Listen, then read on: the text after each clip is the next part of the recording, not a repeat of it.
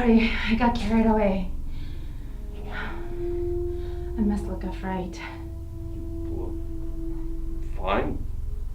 What happened to you? My car broke down. I was walking for help when all of a sudden I started feeling all tingly.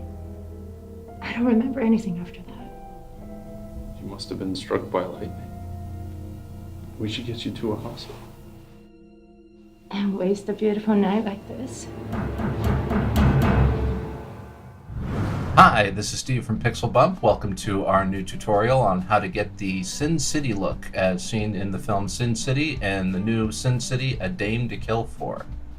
The look is very iconic and it's very dreamlike and graphic. It's very well suited for the type of material that Frank Miller produces. And it's a relatively easy look to set up here inside of After Effects. I'm going to go through two of the shots from the little clip I showed earlier, and we'll take apart how to do them and how to achieve that look for your own shots. So before we get started, let's take a look at the source material. I did 2 pages from Frank Miller's book, Sex and Violence, and the 2 pages are a very attractive woman who ends up being an assassin and her male target. Here we see this nice long shot of her shivering in the rain. The man runs up to her, having just crashed his car, narrowly avoiding her on the road. She looks at him, embraces him, they kiss, they have a short little speech, and she delivers a line where we'll end our scene. Now, what they try to do in Sin City is do a direct translation of the comic book to the screen. And there are certain things that will not translate perfectly. There are certain things that we'll have to adjust. But we do want to try to follow in that philosophy of trying to show exactly the image as Frank Miller drew it. And the 2 shots that we'll be discussing are this main long panel here and the second panel where she turns and looks at the man who's running up to her. So for a shot like this, I decided the easiest thing to do would be to shoot Kazumi here on a green screen and shoot her horizontally. I turned the camera on its side, set the green screen on the back, put her up on an apple box so I could get as much of her on the green screen as possible. And then I repeated that exact same process for Eric's shot. Shot him horizontally, running in place towards the camera. And what we're going to do is take these shots that we now have a full body head to toe with as much resolution as we can get. By shooting it horizontally, we're able to get much more resolution than if we had shot her vertically. She was shot vertically, she'd fill a very small area of the frame. So this is going to give us a lot more resolution when we want to try to move the camera around in After Effects. So to get started, I'm just going to go through kind of my normal keying setup. So I'll come in here and create a garbage mat. And let me just put a couple extra points on it to get rid of some of this junk in the background, on the bottom. That'll be good. And then I'm just going to do my normal keying procedure. I'm going to reduce noise, auto profile, auto fine tune. I'm going to pull up Primat, and I'm going to select my background color. And I'm just going to take as much of the green as I can in the background sampling. And then I'll switch over to the matte view and do my cleanup. So I'll clean out the background colors that I don't want, and I'll come in and make sure I'm keeping the foreground colors that I do want. And I want to try to be careful because I don't want to have too much noise here in the edges of the mat. We're starting to get a little crunchy, but I think we'll be okay. Oop. There we go, that was too far. Now I know she's not going to move her feet too much, so what I'll do We'll come over and just grab these points and bring them in a little bit. That way we can retain as much of the nice matte as possible. Then I'll come back to the comp, and now I can take her, I can rotate her 90 degrees, and there we're going to have a much nicer setup for our 3D camera. Now I've already gone ahead and done this setup on Eric's shots, and with Eric's shots I actually had to do a little bit more with them because his feet, let me turn them on here for you,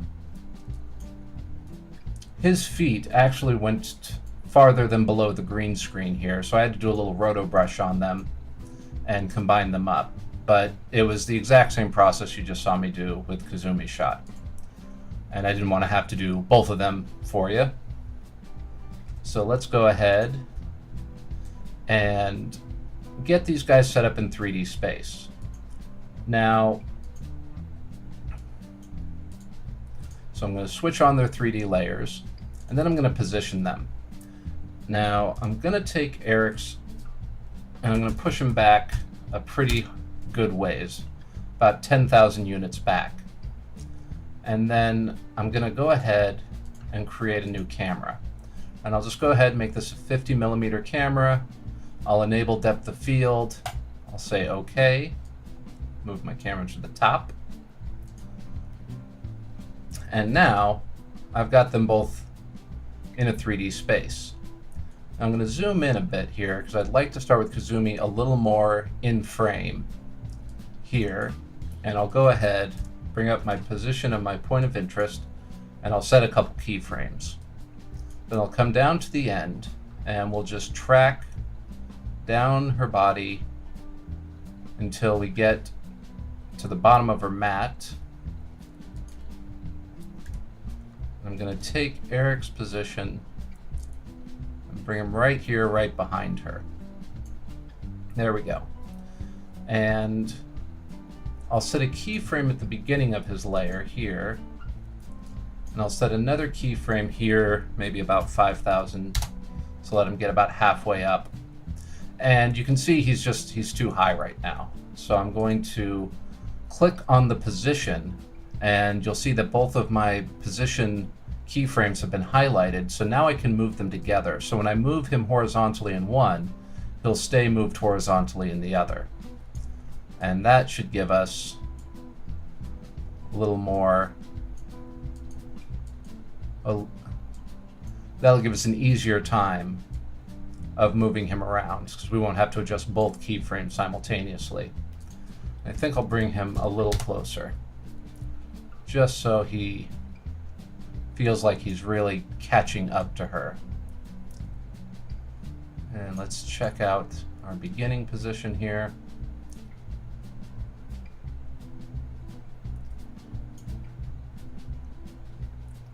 Oh, I accidentally did both keyframes on the Z position.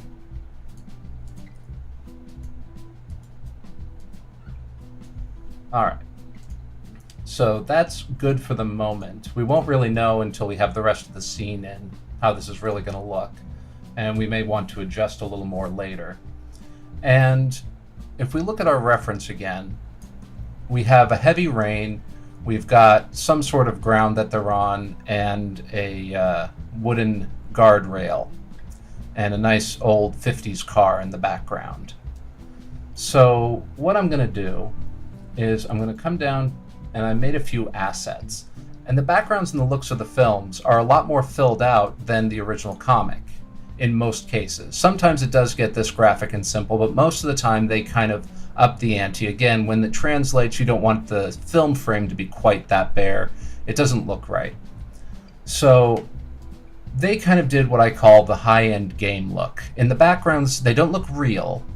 They don't look photoreal, but they do look realistic enough that we'll buy it. And this whole thing, again, is very dreamlike, very graphic. So I call it the look of high-end games. And to that end, I went into Cinema 4D and I made myself a guardrail, just a simple couple of cylinders with a wooden texture that have been offset and just made to look more like an interesting guardrail kind of shape.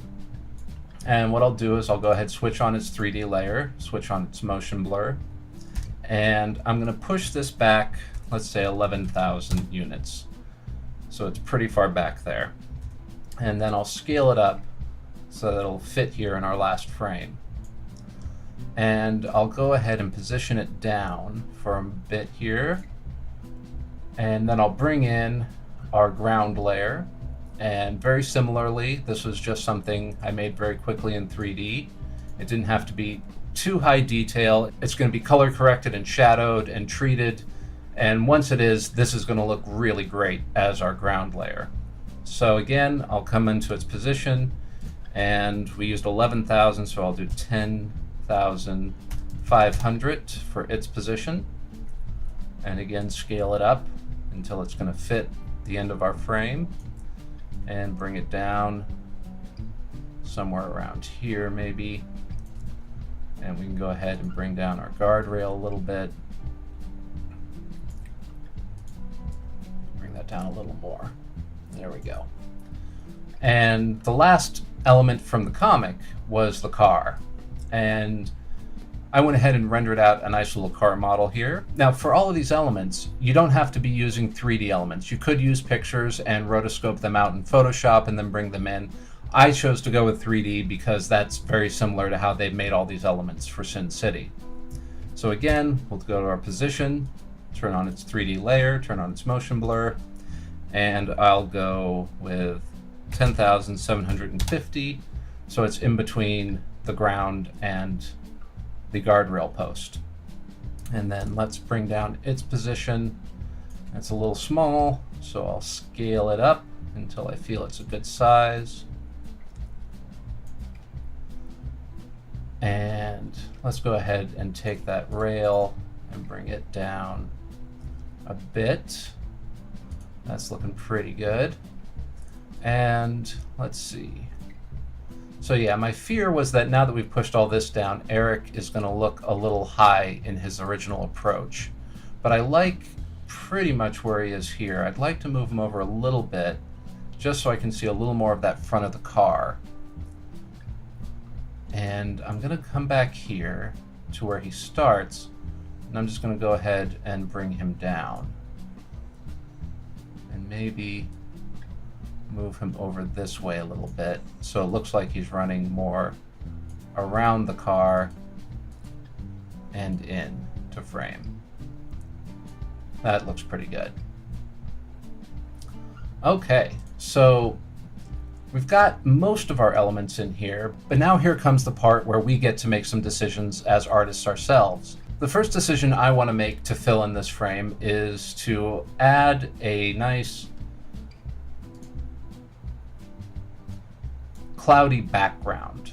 I got this background shot here off of video blocks, and it's just a nice rainy, lightning-y background. It's nothing too exciting, but it's going to make a great cloud background for our shot.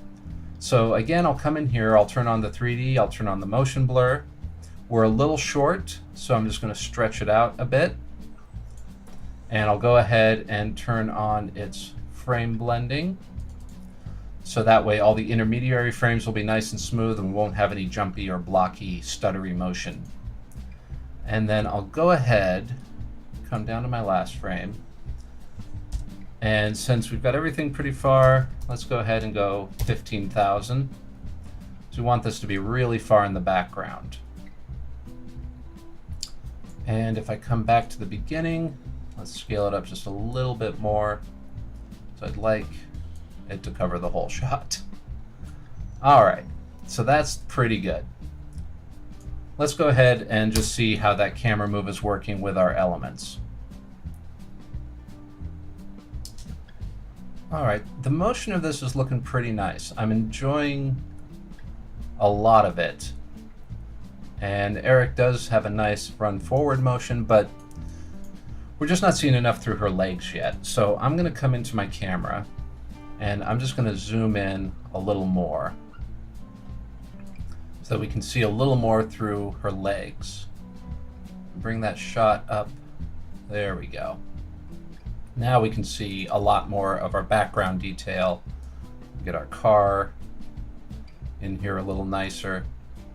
We see Eric a lot clearer. I think that's going to look much nicer. Okay, so the next thing I want to do is come in and I'm going to make some trees for the background here. And I've got these nice big trees that I'll put in 3D, and I will position them, let's say 12,500 frames back, and I'll scale them up, scale this guy up, and move him over. And then I'll just bring in a couple more trees. Let me just duplicate this a couple times. 5. And then I'll just Alt replace, so that way I don't have to scale or position them every time I bring in a new tree. And then I can just slide them over. And I'll try to make sure that none of them get right on top of those guardrails, because I'd like there to be a little separation between the vertical lines happening. But I want to make sure that I have enough to really kind of cover up as much of that background as I can. So I'll duplicate, looks like maybe 3 more trees are going to be necessary. So I'll bring these guys over. Something like that. Okay. That's looking pretty sharp there. Let's go back to the beginning. And maybe they're a little too big. I don't think I want them to be quite that in frame at all times. So let me scale them down just a bit. And we'll come back to the end and make sure that their roots aren't showing. That looks better. That's nicer. I don't want them quite towering over everything. All right. And so these are the elements of the scene. And if we look, it looks nothing like what we want it to yet. Only Eric is in black and white already. And let's go ahead and get all of the other elements to start matching up. So the first thing I want to do is I'm going to come down here and throw a tint on most of these elements. I'm going to throw it on the grass, and then I'm going to copy it, put it on the guardrail, the trees, and our background video. I'll just paste it right on top. And we're getting there pretty quick. That's going to get us a good portion of the way. But what I'd like to do is come back here and add some more contrast to the background. And you can either use a curves or a level, whichever one you really like. I kind of prefer the curves because I just feel it's a little more controllable. Sometimes I feel the levels are just a little more brute forcey. And I'm starting to see a lot of noise there. So I'm going to throw a reduced noise at the beginning of this as well. Auto profile, auto fine tune, and apply. And there we go. It smooths that out really nicely. And let's come back down here to the bottom. And I think I'll grab that curves adjustment, and I'm going to apply it to the grass. And I'm going to apply it to all my trees. Just want to darken them up a little. Oh, it's too much. So let's go ahead and add it to one tree. And we'll refine it a little bit. There we go. So I want them to be darkened, but I don't want them to fall off completely to black. As soon as we throw a little depth of field on this, these guys are all going to disappear pretty quick. Now the car is just a little too present and has a little too much color in it. And what we want to do is really just keep that blue. So I'm going to come into here to a hue saturation, and I'm going to drop the reds, drop the yellows, drop the greens, and drop the magentas out of it. So now it only has the blue left. If I solo it, you'll see now it is just a blue, black and white car. And I'll go to my blues even, and I'm just going to desaturate them a little bit. Same with the cyans. I just want to bring it down. It's a little too intense for me right now. There we go. That's much nicer. Okay, so we've got our background color corrected, but Kazumi is still in full color. Well, we're going to handle her color correction very similarly to how we handled the car. I'll drop on a hue saturation, and I'm going to come into my reds and just go -100. Get rid of them completely. Go into my yellows, do the exact same thing, and grab my greens and do the exact same thing. So now she's looking pretty nicely black and white, but what we did was kept all that nice blue color in the stockings. So we've removed the color from the rest of her and left it just in that one area, which is going to match nicely to this shot where her stockings stayed nice and blue. Now let's go ahead and add our rain. And to do that, I'm going to come in and I'm going to create a rain layer. And I'm going to go to Particle World. Let me solo this.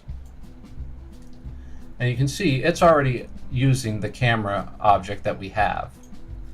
So what I'll do is come in here and I'm going to drop the birth rate down to 1 for now. I'm going to make the producer a 0 in the Y. I'm going to stretch out its X radius until it's big enough to drop completely down. I'm going to come into physics.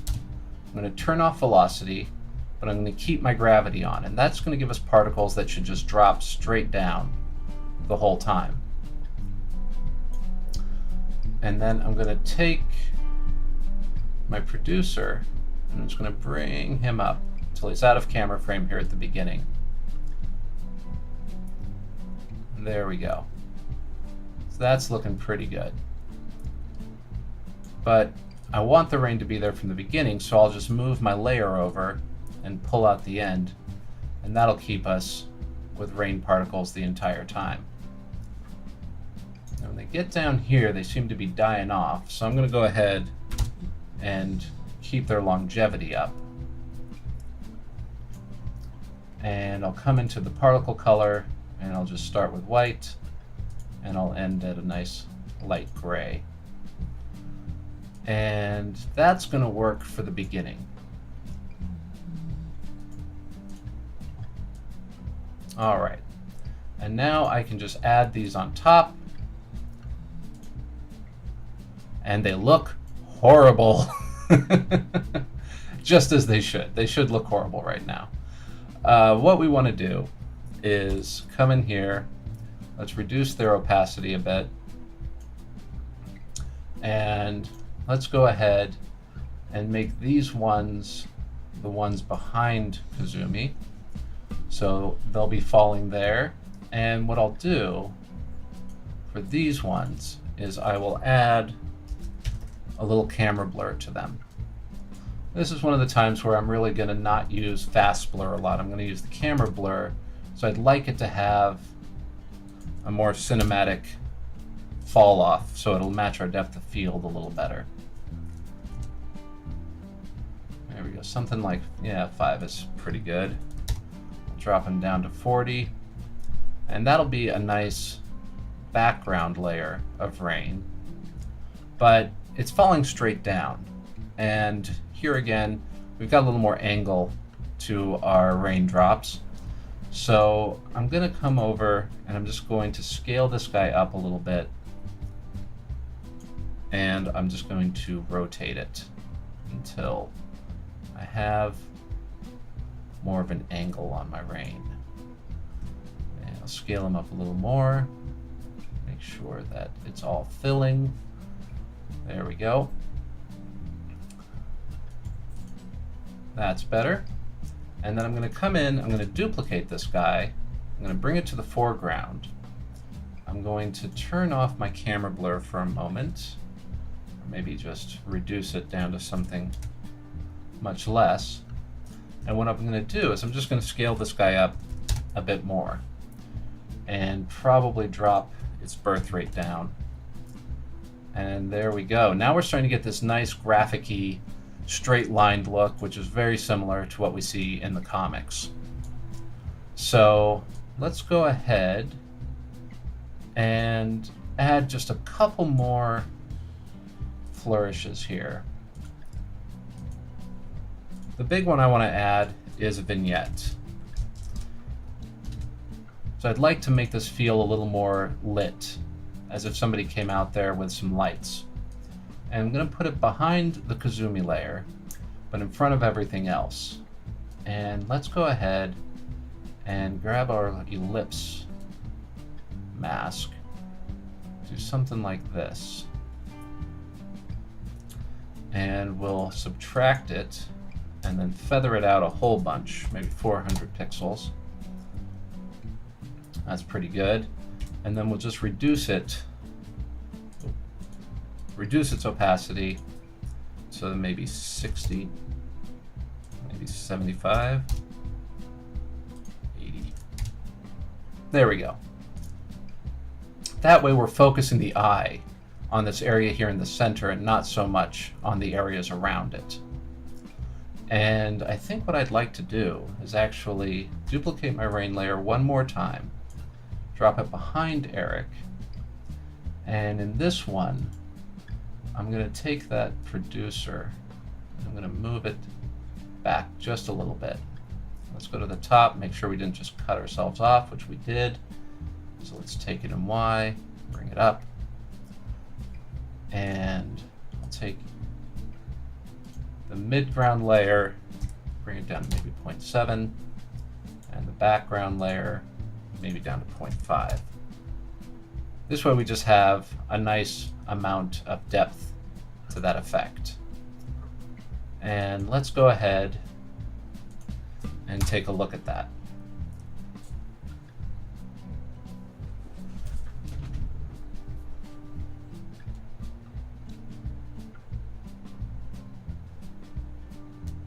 Okay, so that's looking pretty good. I like the motion. I like a lot of the color grading. I don't like the rain. It's a little too heavy right now. And I mean just in its look in general. So I'm just going to come down and I'm going to drop everybody down to like more of a 20. There we go. That's much better. So now we feel like there's rain and it's not distractingly overbearing. So the last thing I want to do is add some depth of field to this shot. And you could use the After Effects camera, but I've never been a huge fan of it personally. So what I'm going to do is I'm going to add a lens blur to our foreground woman layer, to Kazumi, and then I'm going to go ahead and add an adjustment layer below her, right under the vignette. Oops. Right under the vignette. And what I'll do is I'll kind of keyframe these together. Let's go ahead and add that to our layer. And we'll zero this out for now until we figure out where we're going to want this to come in. So somewhere around here we should start racking our focus, maybe about frame 100. So I will click on our foreground layer here, come down to our lens blur, and then I'll come down here and let's go ahead, that's too blurry, maybe a 20 for the beginning there, or a 15. There we go, something more like that. And come down to where we start to see Eric completely, somewhere down here. And I'll reduce the blur here. And I will up the blur here. And then when I come all the way down, that looks really nice. Okay, but I think I'm going to actually add one more blur behind Eric's layers. And on its keyframes, I'm not going to take it down to 0 here. So I'd like it to stay just a little out of focus. There we go. Okay, so that's looking really nice. The image looks really pretty there. And it looks really pretty here. I can see we've got a little cleanup to do on Kazumi's key. So let's come in and pull those colors out. And while we're here, let's go ahead and clean up some of this crunchiness that's happening. And to do that, I'll just defocus my matte a little bit. And that should take care of a lot of that crunchiness. All right, stepping through, that looks pretty good. The only thing that we're missing from our original comic panel is some smoke coming off the engine. And to get that smoke, I'm just going to grab a Video Copilot smoke asset. I'm going to come down here and attach it to my car. Then I'll switch on its layers. And then I'll just zero them out. So now it should be right where the car is. I can pop it right above the hood, and it should track very nicely with the car. And just give us that nice little bit of smoke as if the car has just hit the guardrail. So let's go ahead and take a look at this shot and see if we're done.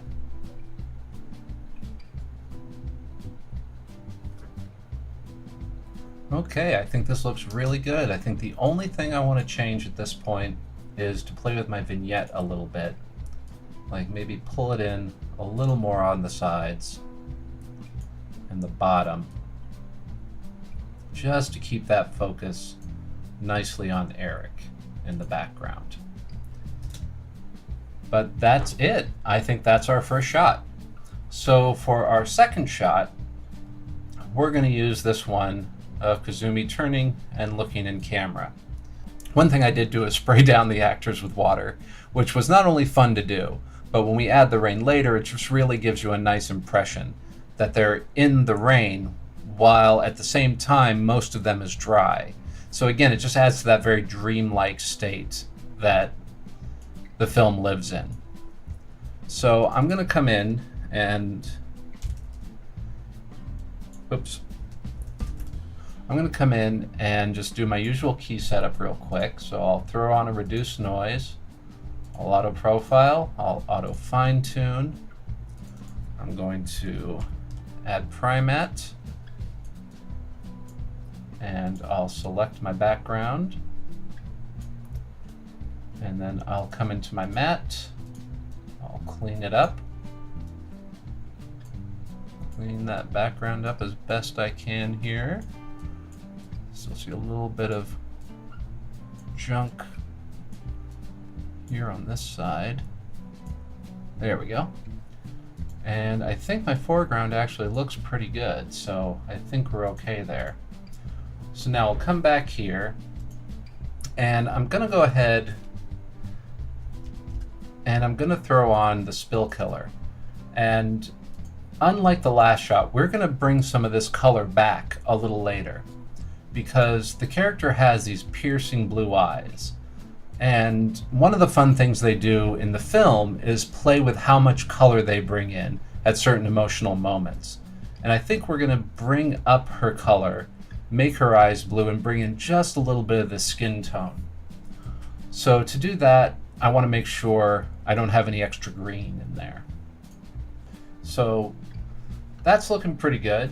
Now, since I've already made the rain layers, I don't see any reason not to just come back here and steal a lot of the stuff I've already made. No need to make this twice. Now, the one thing I want to do is rotate it the opposite direction. So our screen direction, again, must be consistent. And we can already see we've lost a little bit of the key here. I want to come back Make sure that key is nice and cleaned up. All right, good. And since I'm here, I'm gonna go ahead and steal myself some trees. I don't know how many I'm gonna need. I'll just grab the first 5 that we did before. I'm gonna drop them on. I'm gonna turn off their 3D layers. I'm gonna scale them back down, or maybe not. Maybe I'm not gonna scale them back down. Maybe I should put them back here first and see what I'm dealing with. And yeah, I'm gonna need to scale them back down. Those are overly large right now. They still are supposed to be fairly in back of her. So maybe 75%. And I'll come in and just start positioning these guys. I don't know if I'm gonna need all 5, but better to have and not need than need them and not have them. So let's go ahead and make sure all those trunks are nicely positioned around her, so we get a nice bit of density in this forest. Okay. And as far as our background layer goes, I think that's about all we're going to need. So I'm going to come in here, add another blur layer just below my rain, and I'm going to grab another camera lens blur. And for this one, we're going to go a bit higher. This should be a nice close-up shot. So our background should be pretty out of focus.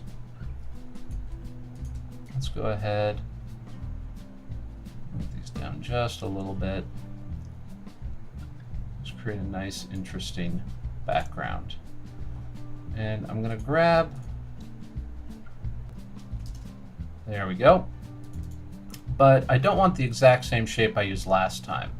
What I think might be fun this time is to kind of recreate something they used to do in old noirish films a little bit.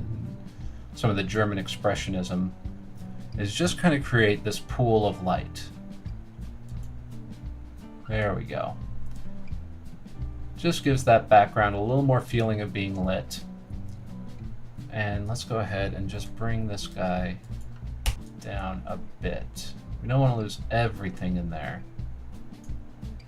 but we definitely want a nice little bright area.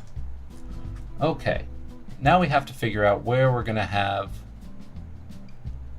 that lighting, that color change happen. So I think right around here where we notice that she's really seeing the man run up to her, up to about here, where she really settles into her helpless look. That's where we'll bring our color up. We'll make it suggestive of the fact that she's trying to seduce this man. So what we'll do is come in, grab our hue saturation again, and we'll come into our reds, drop those completely out. Come into our yellows, drop those completely out. And let's go ahead and take a curves adjustment here, maybe. So I'd like to see a little more contrast in her. That's one of the big things. Oops. One of the big things about black and white is the whites are really bright and the blacks are really dark. And you have less of that middle tone gray. That looks much nicer. That gives you a much stronger black and white look. But because now we've color corrected with curves, I don't want to use the same exact one to bring her color back in. So I'm going to duplicate this guy, remove its curves adjustment, and let's go ahead and reset this, and we'll just bring our master saturation down a little bit. And what I think we might want to do, looks like we definitely have a little more cleanup on our key. So let's go ahead and get it. We're definitely getting a little bit in it. So let's come in and just defocus our mats just a little bit. Just kind of clean that up. There we go. Very nice. Not enough that we're losing our hair completely. It definitely cleans that up. Now, think we're just a little too blank in that background. So I'm going to come in, I'm going to grab my background layer and just throw it over the top. There we go. That's a much nicer image. That helps a lot.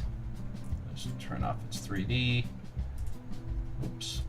And we'll scale, we'll just reset its transformation positions. There we go. Just a little more interest in the background now. So what I'll do is I will take my layer and just ramp the opacity down. Oops, accidentally hit solo. So this way, that color will come in really nicely. Oh, I went to 100%. I think maybe something more like 60, possibly. There we go. Just a little color.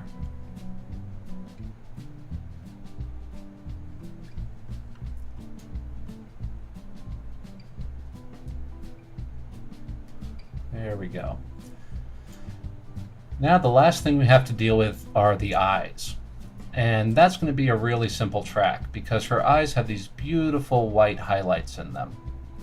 So I'm going to come in and create a tracker, eye left, and duplicate it and call this one eye right. I know I don't care about them until they're up to this point. So I'll grab one of my layers, double click on it to go into the layer mode, and then I will grab my tracker. And I'm going to track the motion here on this eye, right there, right on that nice white highlight. And I'll make sure that I've got my left eye null as my target. And I'll go ahead and track forwards. Very nice. And I'll apply my motion. And then we'll come back, track motion again, and we'll do the other eye. Right on that white highlight. And I'll make sure that my right is the target. And I will, oops.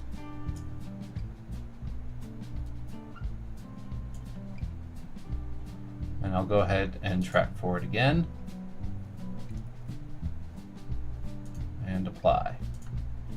All right, so now I've got two trackers tracked perfectly to those eyes. So now the great thing about having them tracked is I can come in here and let's just solo her layers for a moment. And I can create an adjustment layer. Call this one eye left. Let's close out those. And I'll bring this up just there. I'll leave it, yeah, leave it right there. And I'm gonna come in, I think I'll just create a custom shape for this. I'll come in pretty close, so that way I make sure I really follow the eye shape well.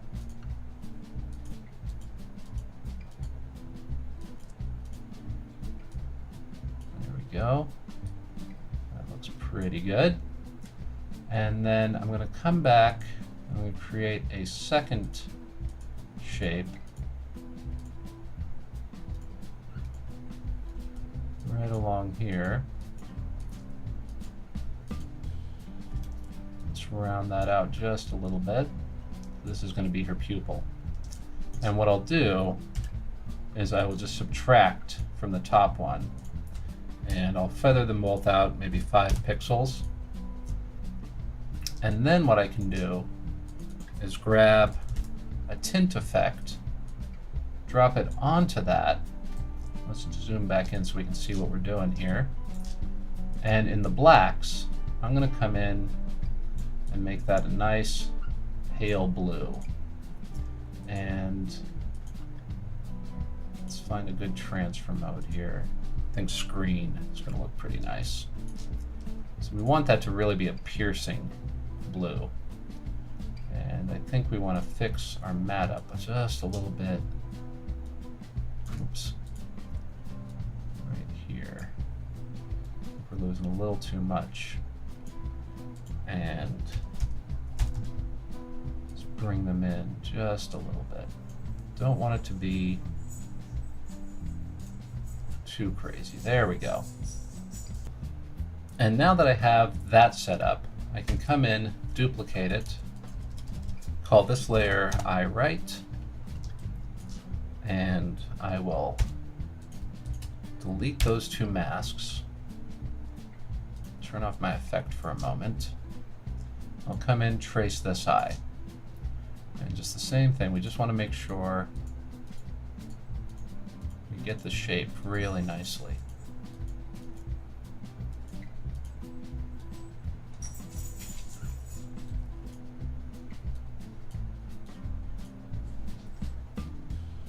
Create our secondary shape here in the center.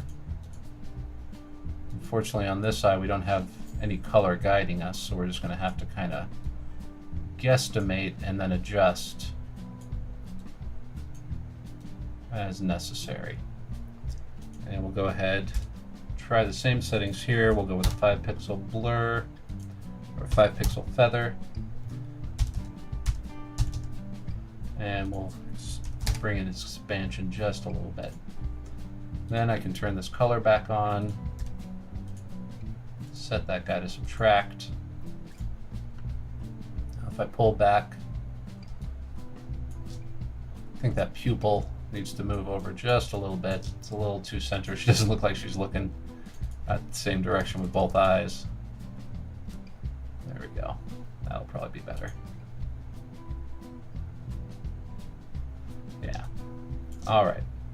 So let me take these two guys, bring their layer in, and I'm going to do the same effect with them. I'm going to just start them off here at 0.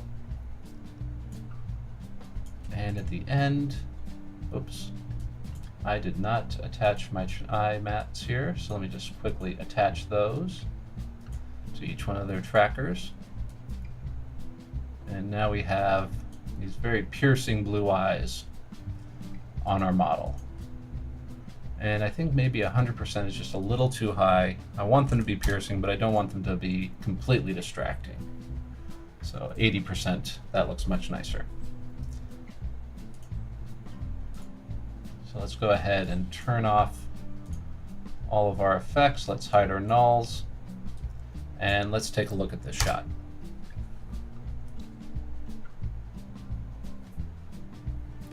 Okay, that's looking really nice. I think the only thing I want to fix right now is we can see Kazumi does blink right here, and our eyes do not. So let's go ahead and fix that. I will grab my masks. I'll set a keyframe for them here. And then let's just step forward a few frames.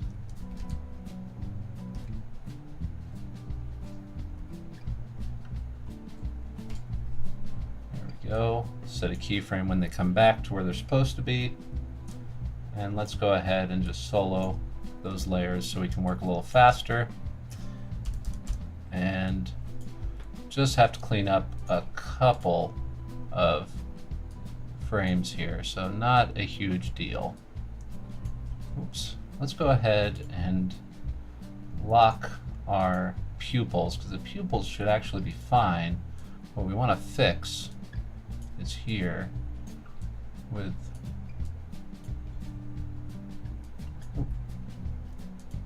the colored portion of the eye. Let's go ahead and bring this down, that down, and same thing here. Just bring it down, and down. That guy down. There we go. Now let's do the other eye. And here, same thing, same exact procedure. Just bring down all of our points until they're below the eyelid. There we go. Just let me copy and paste that frame. So it's much closer there. Okay. So let's just preview that and see how that looks. That works much better. Okay. So let's go ahead and check out our shot again.